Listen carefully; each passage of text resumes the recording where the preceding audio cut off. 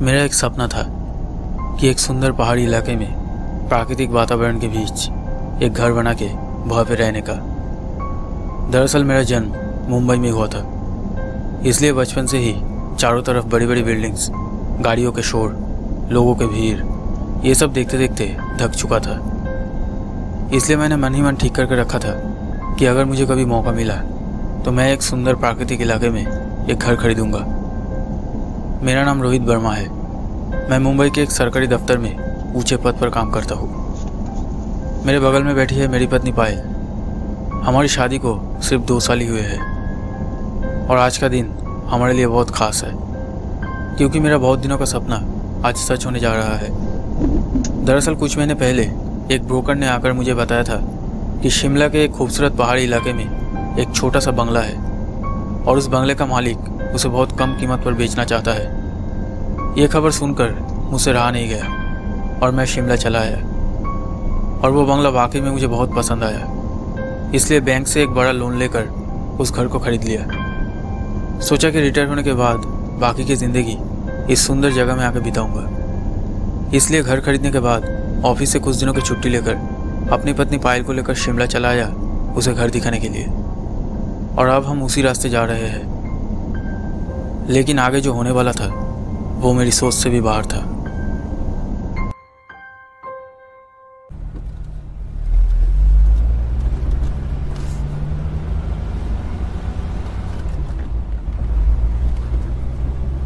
जब हम बंगले पर पहुंचे तब दोपहर के लगभग 2:30 बज रहे थे।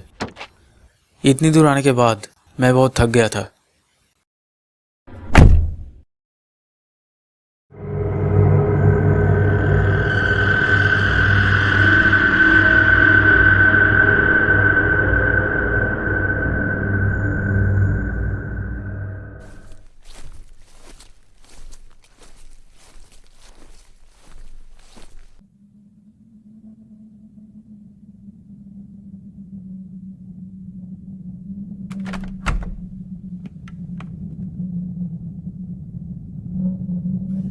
घर के जो पहले मालिक थे उन्होंने कहा था कि वो और उनके परिवार अब विदेश में रहते हैं और इसीलिए ये घर बहुत दिनों से खाली पड़ा हुआ था। घर के अंदर कुछ पुराने फर्नीचर के अलावा और कुछ नहीं था।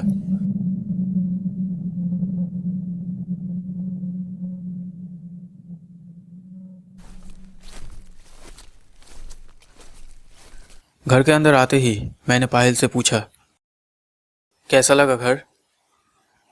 हाँ, बहुत सुंदर है। पायल को देख के लग रहा था कि वो वाकई में बहुत खुश थी। यह आने के समय हमने ज़्यादा खाना और कपड़े नहीं लाए थे। हम ये प्लान करके आए थे कि 1 हफ्ते तक यहाँ रहकर फिर वापस चले जाएंगे। इसलिए मैंने सोचा कि यहाँ रहने के लिए कुछ कपड़े और खाने का इंतज़ाम करना होगा। अच्छा पायल, मैं इस जगह के नज़दीकी किसी मार्केट से हमारे रहने के लिए खाने का सामान और कुछ कपड़े खरीदने जा रहा हूँ। तुम तब तक फ्रेश हो जाओ और घर के चारों तरफ थोड़ा घूम के भी देख सकते हो। मैं जल्दी लौट आऊँगा। ठीक है। फिर मैं गाड़ी लेके निकल पड़ा।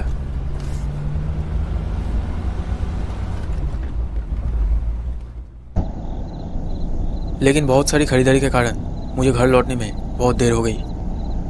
मैं तेज़ी से गाड़ी चलाकर जल्द से जल्द घर पहुंचने की कोशिश कर रहा था। एक तो रात हो गई है, ऊपर से अनजान जगह, और पायल घर पर अकेली है।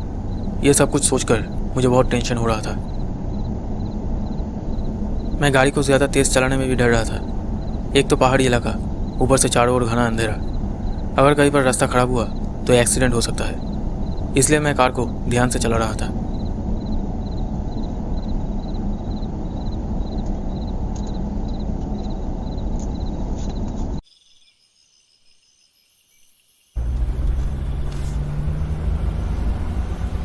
घर के सामने आने के बाद मुझे थोड़ी शांति मिली। मैं सोच रहा था कि देर हो जाने की वजह से पायल मुझसे नाराज़ तो नहीं है। मैंने खिड़की की तरफ देखा।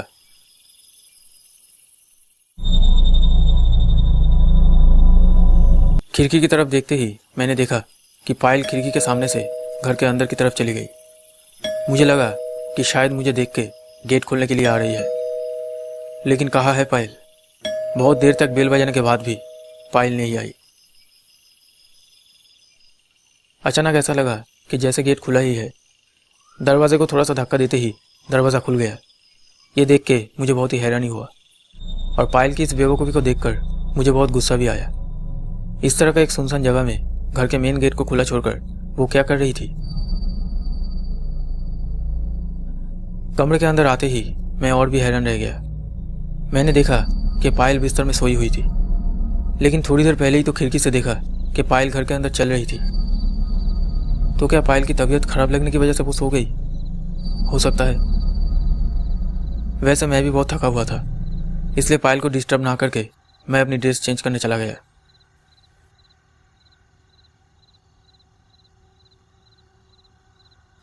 फ्रेश होने के बाद मैंने सोचा कि जब पायल सो रही है तो मैं भी थोड़ा आराम कर लेता हूँ। उसके बाद पायल को खाने के लिए बुलाऊंगा। ये सोचकर मैं सो गया। मैं इतना टायर्ड था कि सोने के कुछ ही देर बाद मुझे नींद आ गई।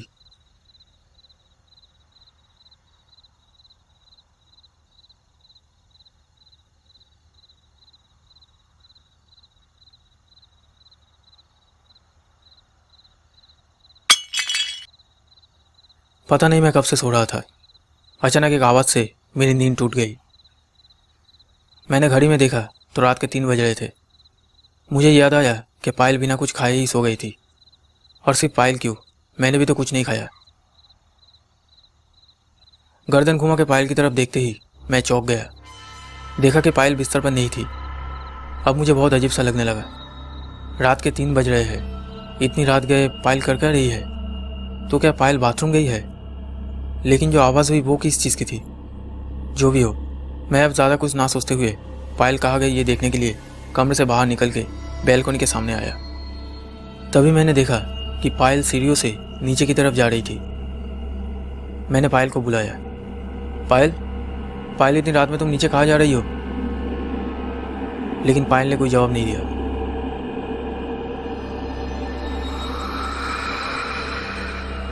मैं भी जल्दी से नीचे आ गया।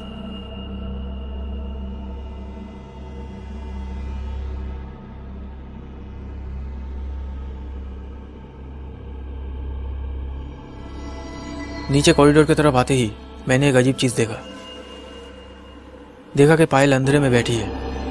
पायल कुछ अजीब सी हरकतें कर रही थी। वो क्या कर रही है ये देखने के लिए मैं थोड़ा आगे बढ़ा।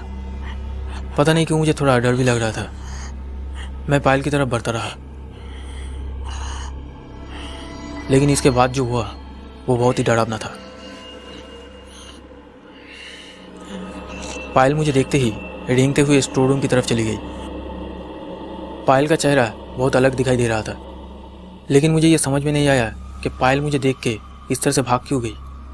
तो क्या पायल मुझसे कुछ छुपाना चाहती है? लेकिन क्या?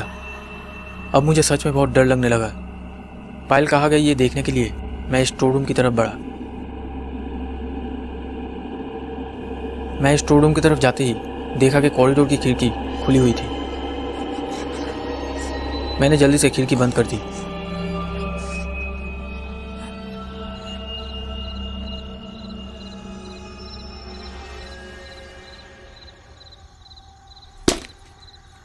तभी मुझे स्टोर रूम के अंदर से एक आवाज़ सुनाई दी।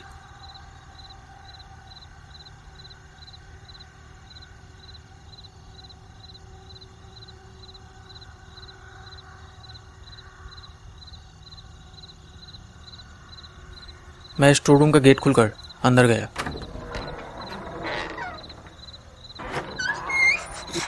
स्टोर रूम के अंदर आते ही मैंने देखा कि पायल अंधेरे में खड़ी थी।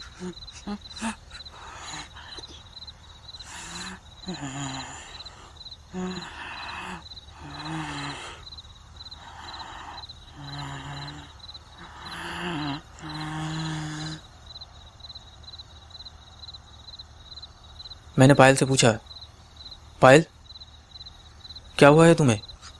तुम्हारी तबीयत ठीक है तो?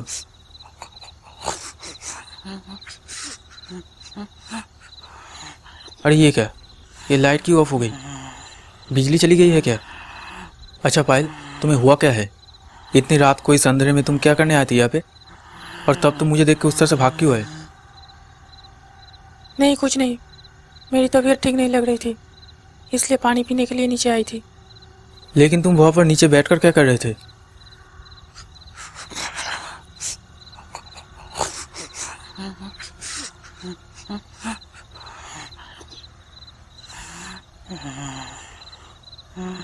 अच्छा अच्छा ठीक है, तुम पहले ऊपर चलो, फिर सब सुनूंगा। अरे वाह, लाइट आ गई है। लेकिन ये बदबू कहाँ से आ रही है? यही कहीं आसपास से आ रही है, नहीं?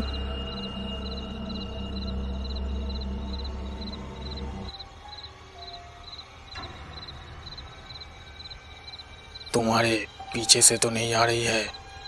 पीछे घूमते ही मेरा सारा शरीर सुन्न हो गया।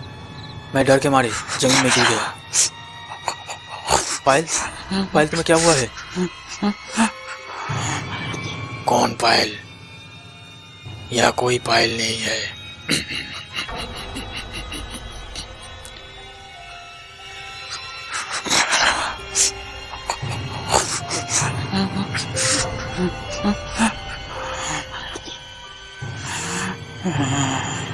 नहीं नहीं नहीं नहीं, ये नहीं हो सकता, ये नहीं हो सकता। कौन है तू? कौन है तू? मेरी पायल कहाँ है? पायल कहाँ है? हाँ हाँ, मैं तुझे पायल के पास ले चलता हूँ। नहीं नहीं नहीं नहीं।